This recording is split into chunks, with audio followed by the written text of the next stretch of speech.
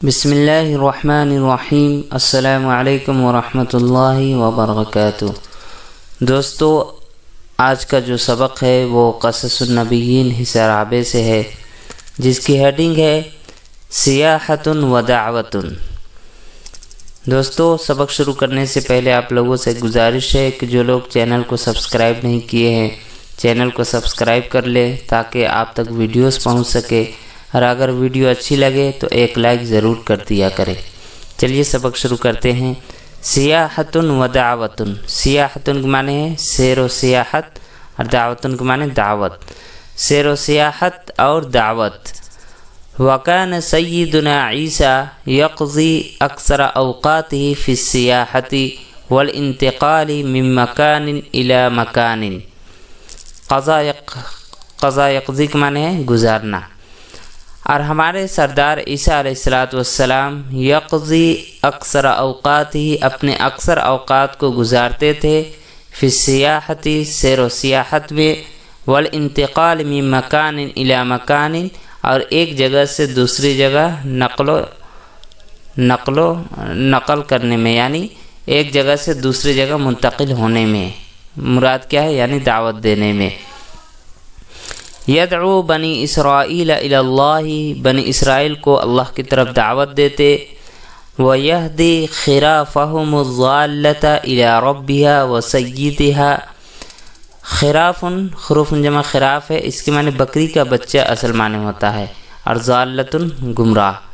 لیکن یہاں پہ جو ہم معنی کریں گے کہ ویہدی خرافہم الضالۃ، اور وہ ان کے گمراہ لوگوں کو الی ربہا، اس کے آقا و سیدہا، اور اس کے سردار کی طرف کیا کرتے تھے؟ بلاتے تھے۔ ویہدی خرافہم الضالۃ، اور ان لوگوں کے جو گمراہ لوگ ہوتے تھے ان لوگوں کو وہ بلاتے تھے الی ربہا، ان کے آقا کی طرف، و سیدہا، اور ان کے سردار کی طرف۔ ویتفق لہ فی ذلک الجولات والرحلات۔ جولات کے معنی ہے سفر، اور رحلات کے معنی بھی سفر۔ الیسر والعسر والضیق والرخاء۔ یسر معنی آسانی، اور عسر کے معنی مشکلات۔ یہ الیسر والعسر والضیق والرخاء، یہ واو کے ذریعے عطف کر دیا گیا ہے، جو کہ یتفق کا یہ فاعل ہے، جو کہ مؤخر ہیں۔ وَيَتَّفِقُ لَهُ فِي ذَلِكَ الْجَوْلَاتِ وَالرِّحْلَاتِ، اور اس سفر میں، اس کوچ میں ان کے لیے کیا ہے؟ آسانی اور مشکلات آتی تھی۔ وَالضَّيِّقُ وَالرَّخَاءُ، اور تنگی اور خوشحالی، یعنی مشکل اور مشکلات اور آسانی، اور اسی طرح سے تنگی اور خوشحالی کا اس سفر میں ان کو سامنا کرنا پڑتا تھا۔ وَيَتَحَمَّلُ ذَلِكَ صَابِرًا، اور اس چیز کو وہ صابرانہ طور پر برداشت کرتے تھے۔